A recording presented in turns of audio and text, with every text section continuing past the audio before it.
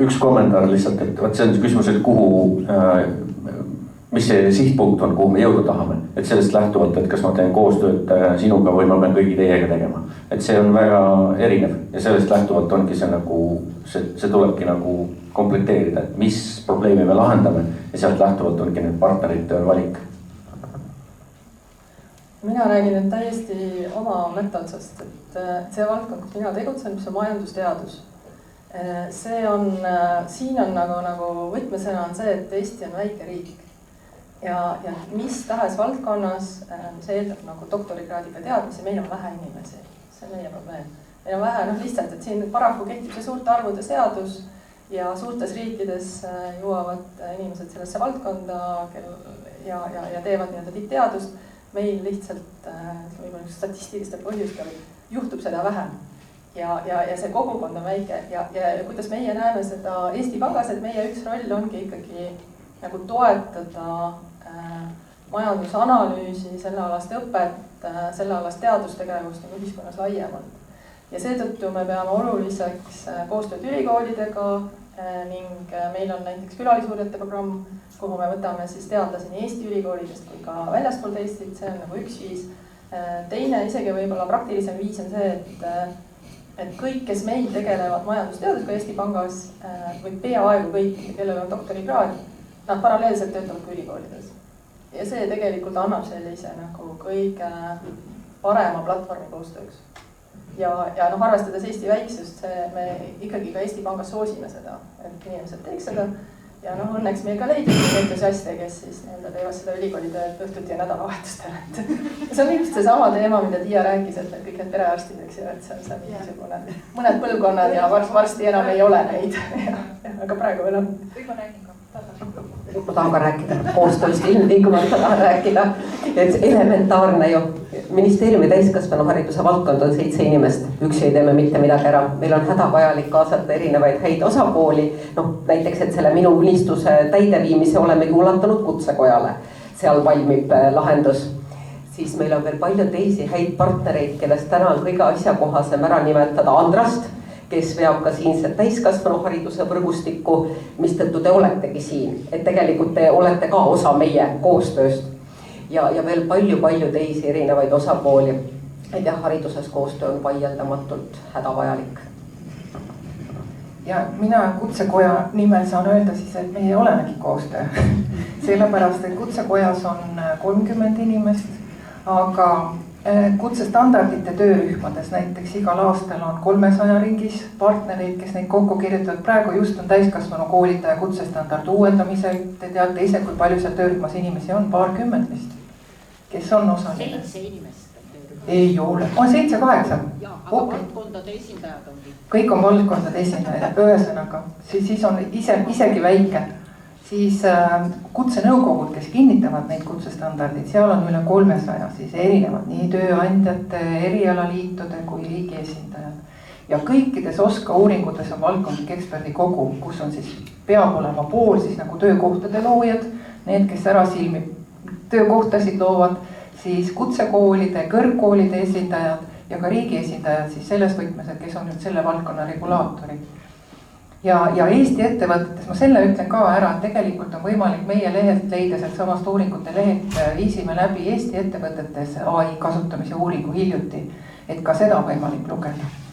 Et ühesõnaga, tegelikult ma tahangi öelda, et see koostöö tegemise oskus on meile tööle võtmisel inimese valikul üks äärmiselt oluline oskus, sest ilma selleta meil töötada ei saa. Tore, kas keegi leiab mulle mõne ala, kus saab ilma koostööoskuseta töötada? Väga hea vaikus. Kuna ma näen, et järjest inimesed hakkavad püsti tõusma, mis on täiesti arusaadavalt, tehke seda julgelt, sellepärast, et ma ikkagi imetlen inimesi, kes 3 tundi junti suudavad paigal istuda. Aga kuna ma arvan, et see küsimus viib meid võrdlemisiga siia paneeli lõppu, siis tegelikult ka inspireerituna Tiia slaidist, et aga kuhu siis teie meelest me läheme, mis on see meie eesmärk, mis on see tulevik, kuhu me teel oleme?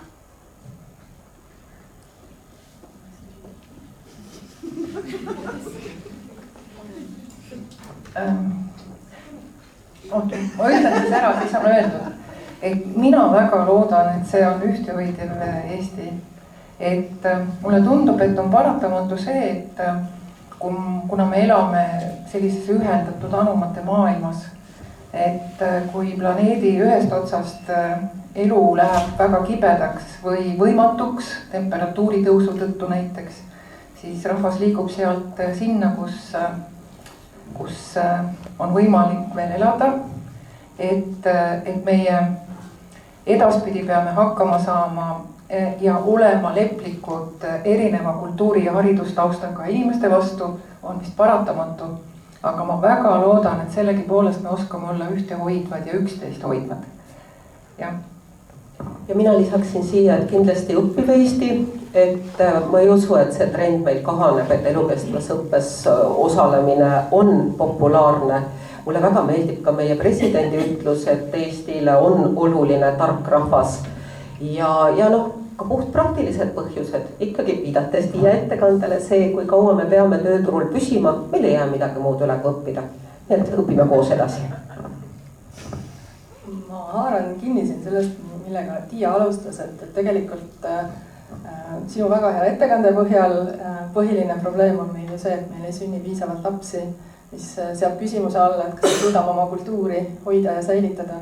Ja siin see, et viimastel aastatel on kuidagi meil see toimunud niimoodi, et meil on olnud sisseränne suurem kui väljaränne ja selle tõttu rahvaarv ei ole kahanenud.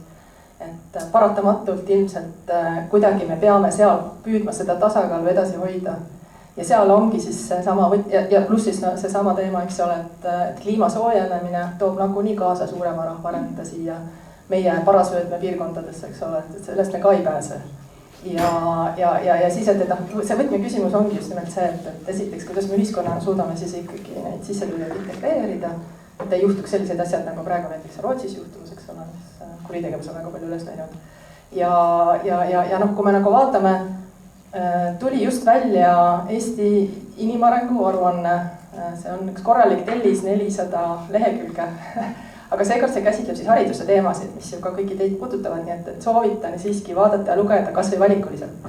Aga et mina siis koos kolleeg Jaanika Merikülliga, meie tegime sinna ühe alapeatüki, kus me vaatasime hariduse tasuvust. Ja ma üldiselt neid tulemusi siin ei räägi, aga üks tulemus, mis sealt välja tuli, oli see, et kui me Eestis vaatame, kuidas on olnud hariduse tasuvus meil, kelle emakeeleks on eesti keel ja siis neil eestimaalastel, kelle emakeel on muu ja valdavalt vene keel. Et siis esiteks seal on, ütleme, üle kohortide päris suured erinevused, et kui nüüd vanemaealistel vene emakeelega inimestel on hariduse tasuvus madal, siis see läheb päris järsult üles, kui me vaatame, et need, kes on sündinud 80-ndatel, 90-ndatel, see tasuvus läheb aina paremaks. Ja tegelikult kõige positiivsem asi, mis sealt uuringust välja tuli, oli see, et kui me vaatame, võrdleme palkasid eesti emakeelega ja valdavalt siis vene emakeelega inimestel, siis vaadates neid, kes on sündinud kuskil 60-ndatel, 70-ndatel, päris suur palgalõhe. Aga see palgalõhe kaob ära ja seda peaaegu enam ei ole 90-ndatel sündinutel. Ja miks ma seda räägin, on see, et see tegelikult näitab, et jah, meil on tegelikult ju kogemus, meil oli väga ulatuslik sisseränne, mida me siin Eestis ei saanud ise kontrollida, mis tegelikult meile riigina või meile eestlastena oli ju raske, eks 70-ndatel, 80-ndatel väga suur muukeelsete sissevool Eestisse. Ja et kui me vaatame praegu, et kuidas nad siis on integreerunud, siis see integratsioon, nii nagu kõik need samad tööturuprotsessid, on olnud väga aeglane. Aga ta on olnud positiivne. Ehk siis vaadates neid, ütleme, kõige nooremat põlvkonda, keda me seal vaatasime 90-ndatel sündinud, et vähemalt majanduslikus mõttes enam väga pole vahet, kas sa oled eesti emakeelega või vene emakeelega. Kusjuures vanemajalistel vahed on päris suured. Et ma arvan, et see on see võtmeküsimus, et kuidas me suudame siis ikkagi neid sisserännanuid omaks võtta, integreerida, kas me suudame, see on väga pikaajaline protsess. Näiteks kõrvale võiks tuua, et kui me vaatame, et Soomes 2 rahvust sisuliselt, soomlased, soome-rootslased, praeguseks ilmselt on juba edukalt integreerunud, aga mitusada aastat see aega on võtnud. Jah, sellised keerulised teemad. jah, kui küsimus oli, kuhu me teel oleme, siis vastus on ju Eesti põhiseaduses, et ikka rahvusriigi hoidmine, keele ja kultuuri hoidmine, aga selles mõttes, et ma nagu ei näe tänastes arengutes ka mingisugust suurt draamat. Et ma pigem, kui ma ringi vaatan, olles ise nii-öelda ettevõtlustaustaga ka, õhtusel ajal teen mingisuguseid asju ja vaadates ringi, mis siis see Pärnumaa ettevõtlusmuster on, siis tegelikult see tehisharu suurt efekti ma ei näe, et üldse omaks. Et ehk siis jah, sealt midagi saab ja mingid ka vallavalitsuses mingisugused töökohad väga üksikud võivad selle pihta saada, aga pigem ongi see selline, see, kuhu see nagu areneb, ongi see, et nutikamad lihtsalt oskavad järjest nutikamad oma tööd edasi teha ja teised tuleb kohaneda. Ja tuleb ka lihtsalt tervikuna, ütleme niimoodi avaliku sektori ülesanne siin on ka toetada ja aidata, et rohkem neid inimesi oleks pardal, kes siis kohanevad selle muutustega ühiskonnas. Et rääkida tulevikust, siis peab rääkima kindlasti kvaliteedist, aga tegelikult on ju nii, et kvaliteet on igapäevane tegevus ja kui me tänaseid tegemisi ei tee kvaliteetselt, siis meil ei ole ka tulevikus rääkida kvaliteedist põhjust. Kui vaadata inimarengu aruannet, siis on 2 olulist asja, millele võiks sisse süüvida. Üks on see, et teatud inimesed saavad kogu aeg või osalevad kogu aeg koolitustel suure protsendina ja teine osa ei osale, et lihtsalt peaksime mõtlema, miks see nii on. Piltlikult öeldes siis üks osa elanikkonnast veeretab lumepalli sula ajal, see muutub järjest suuremaks, teise lumepall on väiksem ja kui tuleb suur sula, kliima soojenemine või mida iganes, siis sulab see väike kiiremini füüsikaseaduste järgi.